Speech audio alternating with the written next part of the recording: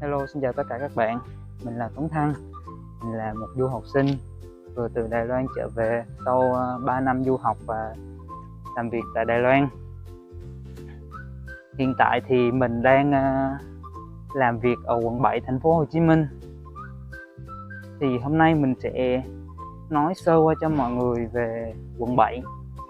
Thì quận 7 rất là nổi tiếng về các khu dân cư hoặc là các căn hộ chung cư cao cấp, ví dụ như khu đô thị Phú Mỹ Hưng nè, hay là Sunshine City và vân vân.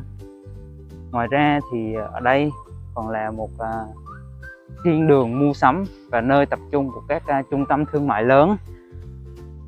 Có rất là nhiều các trường học quốc tế và các bệnh viện lớn, ví dụ như trường học quốc tế Nam Sài Gòn là trường học quốc tế Canada.